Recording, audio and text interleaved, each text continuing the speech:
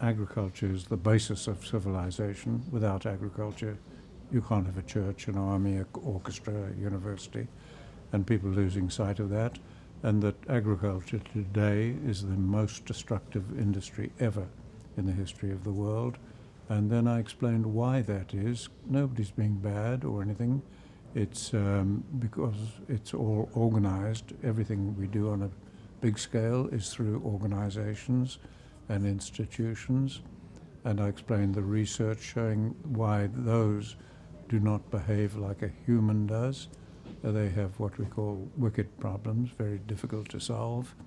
And one of those is that you can put the most brilliant people in organizations, but what emerges lacks common sense and humanity because the way complexity operates. And so agriculture is today, as anybody with common sense can see, is based on chemistry and machinery, marketing of technology, and even a child, one would imagine, knows that agriculture should be based on the biological sciences. So we have this incredibly destructive policies of EU, Britain, America, etc. Agriculture playing a major role in climate change, and really went on to show how easy that is to solve now that we've understood what is causing the problem, and to offer hope to young people, because young people are rebelling and demanding action, but actually they're like dogs chasing cars. They don't know what to do with the car when they catch it. And so what action are they demanding? More of what we're doing? Doesn't make sense. Well, it's gone wrong not so much on the farm level, what farmers do. It's gone wrong at the policy level. I've just spent about 15 days in Spain and Portugal, and I knew how that EU and UK agricultural policies were bad. I didn't know just how bad until I saw it there. I just saw mile after mile after mile that I travelled over of just institutional stupidity. People being paid subsidies for thousands and thousands of hectares of ground to be bare and ploughed. And if we ask anybody who uses common sense, ask any garden club or anything, you need to keep soil covered. So why is so much being paid to farmers to keep soil bare? That's what I say, it doesn't make sense what we're doing. And once before, a while back, I was in Germany with the IFOAM organization. Again, there I saw it.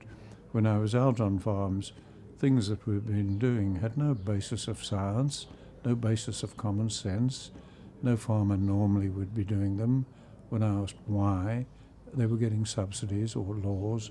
When I talked to farmers about obvious things that they could do that would make it much better, they would say, well, no, I can't do that. And I'd say, why? And they said, well, because of the law. Well, we've got to start getting the public understanding that policies have to be developed in what I call a national holistic context.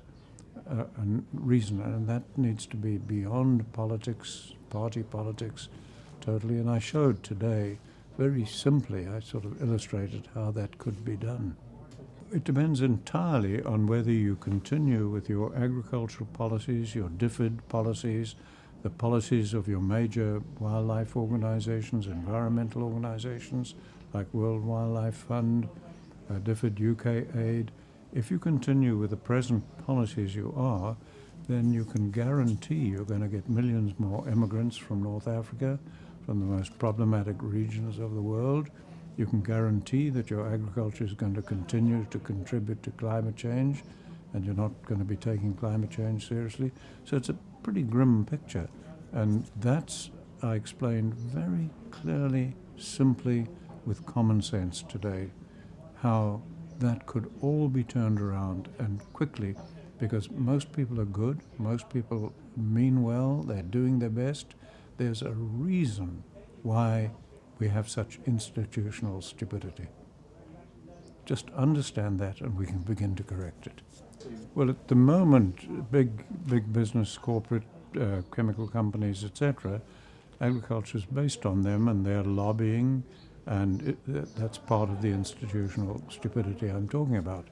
And so what I talked about today was if the UK, as it's leaving European Union, if they were to begin to develop agricultural policy in a national, holistic context, how do the people in the UK want their lives to be based upon their life-supporting environment, but essentially the land and agriculture that sustains everything, how do they want that to be? If that becomes the context rather than problems or competing or any of these problems we deal with, then it can become very simple. You start with things like simple questions of, is it the role of a bureaucrat in Brussels or London or Johannesburg or Beijing or Washington or anywhere to tell farmers what to do, or should that be up to farmers? And just logic tells you that decision should really be made by farmers. There's no way in the world a bureaucrat hundreds of miles away can be telling farmers what to do every day. That is a disaster in every country at the moment. All right, so then if we need to return the power to farmers to be in control of what they do, then what is the role of government? Is there a role? And yes, there is. Because government could then use its resources, laws, regulations, taxation, etc., its control of research and extension services in support of farmer actions that are in a national holistic context and discourage those that are against. So really, there's no shadow of doubt that what I talked to people about this morning is doable. It's doable rapidly. It could be all implemented within a year or so, and that it would offer the future generations real hope. If Britain did that, the UK did that, you would be the first country in the history of the world producing more food than eroding soil and damaged environment. You'd be the first country in the world seriously addressing climate change. That's one of the things I explained this morning. I said if you asked any the media or any institution what is causing desertification and climate change, you would be told livestock, coal and oil. Well, just use your common sense. And you'd know those are resources that we'll need for centuries to come to feed people, produce products, and there's no way a resource can cause you problems. It is management and policy that chooses to run livestock the way that leads to desertification. It's management and policy that chooses to call coal and oil fossil fuels and burn them at a rapid race. So it's 100% certain that the cause of global desertification, the mass emigration as a result of that to Europe, that's changing the political face, and climate change is being caused by current management and policies. Now, at the Paris Climate Accord conferences, not one word was spoken about the cause. So we're offering the youth today no hope. I mean, if you've got a major problem on the scale of climate change and desertification, and nobody's even talking about the cause, what is the chance of offering the youth hope? I mean, I've been saying in different words, I've been saying these same things for half a century.